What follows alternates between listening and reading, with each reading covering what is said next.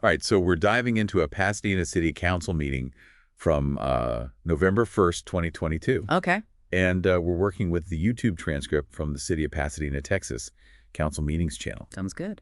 Now, this meeting, I have to say, it's a really good example of why these deep dives are so fascinating. Oh, how so? Where you get these moments that are both quirky and really revealing about a community. Okay, I'm intrigued.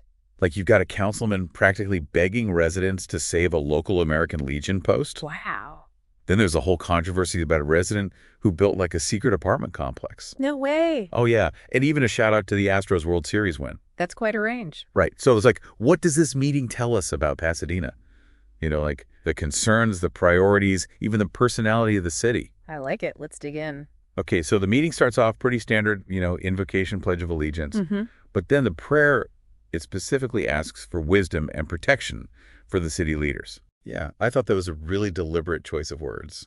It does set a certain tone, doesn't it? Right, like this idea of community, of shared responsibility. Definitely. And then Councilman Harrison, he steps up to the podium. Okay.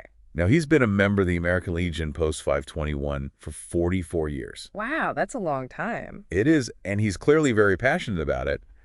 He basically gives this impassioned plea for residents to, to save the post. What was his reasoning? Well, what really stuck with me was his point about funding. Okay. He says the post relies entirely on membership dues, no city grants or anything. So they're really struggling to stay afloat.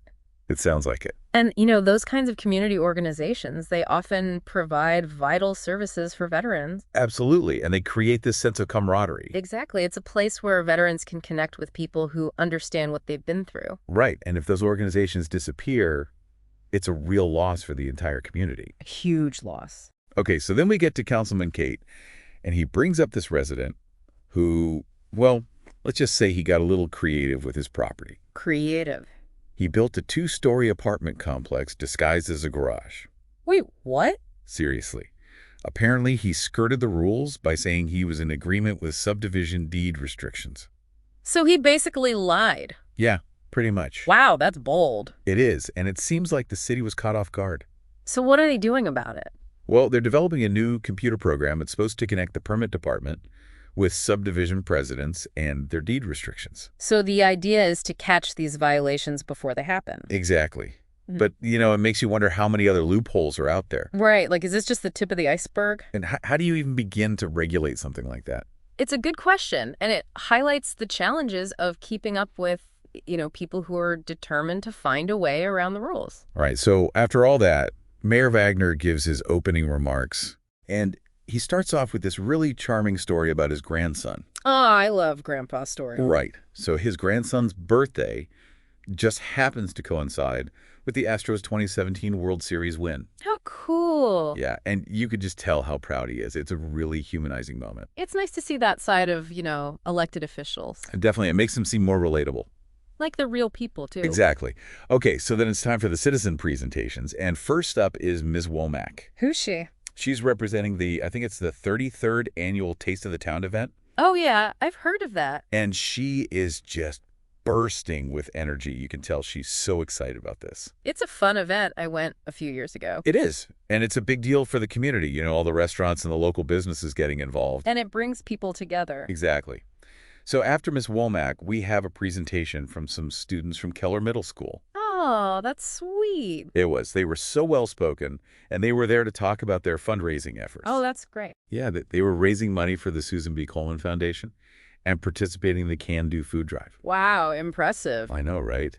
It's so inspiring to see young people so engaged in their community. It really is. It gives you hope for the future. It does, and it shows the impact that, even small actions can have. Definitely. They're setting a great example for all of us. So then we hear from the president of the Rotary Club of Greater Houston Veterans. Okay. And he's there to talk about their partnership with Operation Turkey. I've heard of that. What do they do? So their goal is to deliver 150 Thanksgiving meals to families in need right here in Pasadena. That's amazing. It is. And they're working with the Salvation Army and CT Church to distribute the meals locally. So it's a real community effort. It is. And they were even encouraging residents to volunteer to help with the deliveries. That's great. Yeah, I was really impressed by their commitment to, actually getting involved and making a difference. It's one thing to talk about helping people, it's another to actually do it. And you said they were veterans. The Rotary Club president. Yeah. Yeah, Greater Houston veterans. Okay. So then he goes on to talk about another project. It's called the Field of Honor. What's that? So basically they sell and display American flags at the VA hospital.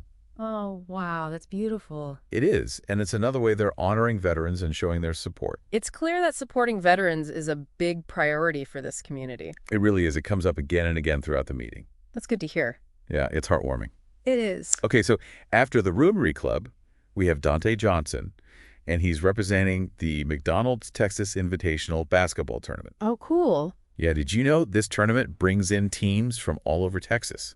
Really? Yeah, and it attracts college scouts. Wow, so it's a pretty big deal. Huge. It pumps about $2 million into the local economy. That's incredible. I know, right? And it's all about, showcasing these talented young athletes. And giving back to the community. Exactly. And that's just the first part of the meeting. There's more. Oh, yeah, we've got progress payments, financial resolutions, personnel changes, police hiring bonuses, employee bonuses. It's a lot. All right, well, I'm ready for part 2. Let's do it. Sounds good. So much going on in this meeting. It is kind of overwhelming, isn't it? But that's local government for you, right? It's true. It's like a microcosm of everything happening in a community. Exactly, and this meeting is a perfect example of that. Okay, so where do we even begin? Well, we left off with kind of a whirlwind of topics. We did, from basketball to veterans to secret apartments. It's a lot to digest. It is, but I think there are some really interesting themes running through it all. Like what? Well, for me, the thing that really stood out was the emphasis on community support, especially for veterans. You're right, that came up several times. It did, from Councilman Harrison's plea to save the American Legion to the Rotary Club's work with Operation Turkey. And that Field of Honor project with the flags at the VA hospital. Exactly. It's clear that honoring veterans is a deeply ingrained value in Pasadena. It's really heartwarming to see. It is, and it makes you realize how important these organizations are, for providing support and camaraderie. Absolutely, and they rely on the community to survive. Right. It's not just about showing up for a parade once a year. It's about active participation and support. Couldn't agree more. Okay, so another thing that struck me was the economic impact of some of these events, like the Taste of the Town and that basketball tournament. Oh, yeah, those are huge for the local economy. $2 million just from the basketball tournament alone. It's incredible, and it shows how these events can bring people together and boost local businesses. It's a win-win, right? Totally. But of course, not everything is sunshine and roses. That's true. We can't forget about the resident who built that unauthorized apartment complex. Whoa, yeah, that was a doozy. I'm still amazed he got away with it for so long. Well, it does raise concerns about oversight and enforcement. It does, and it highlights the need for clear regulations and, a system that can actually catch these violations. And hopefully prevent them from happening in the first place. Right, because once something like that is built, it's hard to undo. It creates all sorts of complications. Exactly. So it's better to address these things proactively. Agreed. So the city is working on that new computer program to connect permits with deed restrictions. Do you think that'll help? It's hard to say for sure, but it's definitely a step in the right direction. It is. At least it shows they're taking the issue seriously. Trying to find a technological solution to, human problems. That's a good point, but technology can only do so much, right? Of course, it's still up to people to enforce the rules and hold each other accountable. Okay, so moving on, I thought the debate about a police hiring bonus structure was really fascinating. Oh, why is that? Well, Councilman Harrison's amendment to add a termination date, it sparked a really interesting conversation about how to attract and retain qualified officers. It did. It's a tough balance, right? It is. Do you offer a big upfront bonus to entice people to join, or do you create a structure that rewards longevity? And how do you make sure you're getting the best candidates, not just the ones chasing the biggest paycheck? Exactly. It's a complex issue with no easy answers. And it highlights the challenges of public policy, trying to find solutions that work for everyone. And that are fiscally responsible. Right, because you can't just throw money at every problem. No, especially when it comes to taxpayer dollars. Exactly. One thing that really impressed me was Councilman Ibarra's statement about the city employees. Oh, yeah, he was very vocal about supporting them. He was, and I thought it was really genuine, his appreciation for their hard work and his support for the one-time bonus and cost of living increase. It's important to recognize the contributions of city employees. They're the ones who keep everything running smoothly. They are. and they often don't get the credit they deserve. It's a thankless job sometimes. It is, so it's good to see them getting some recognition, Absolutely. And it sends a message that the city values their work. which is crucial, especially in today's job market. You're right. It's hard to attract and retain good employees if they don't feel valued. Okay, so we've covered a lot of ground here. We have, and there's still more to come. There is, but before we move on, I want to take a moment to reflect on what we've learned so far. Sounds good. I mean, this meeting, it really is a microcosm of life in Pasadena. It is, with all its complexities and challenges. And triumphs. Yes, and triumphs. You know, it's amazing how much we've already unpacked from this one city council meeting. Right. Like, I feel like we've only just scratched the surface. And yet we've touched on so many different aspects of life in Pasadena. We have. It's like a crash course in local government and community dynamics all rolled into one. Exactly. And I think one of the key takeaways for me is how interconnected everything is. Oh, absolutely. Like, you can't really separate issues like economic development from public safety or community engagement. That's all part of the same fabric, right? And I think that's something that's often overlooked, especially at the national level. Oh, for sure. It's easy to get caught up in the big headlines and forget that real change happens at the local level. Absolutely.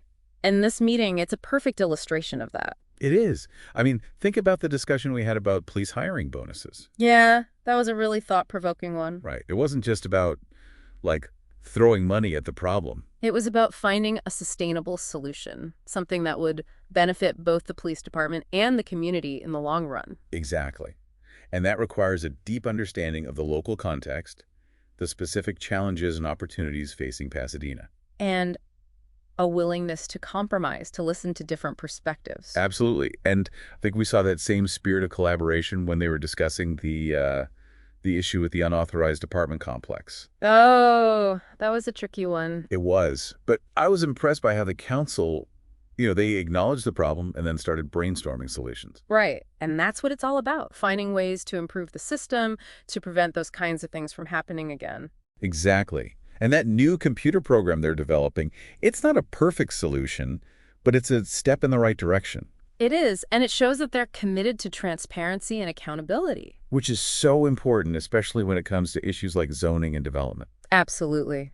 Because those decisions, they have a real impact on people's lives. They do. And I think that's something we've seen throughout this entire meeting, this awareness of the human element. Oh, for sure. Like whether it's supporting veterans, celebrating local businesses, or addressing resident concerns. It's all about people, ultimately. It is, and I think that's what makes local government so fascinating, It's where the rubber meets the road. Exactly. It's where abstract ideas and policies translate into real-world actions and consequences. And it's a reminder that we all have a role to play in shaping our communities. Couldn't agree more, and that's exactly what Think and Act Locally is all about.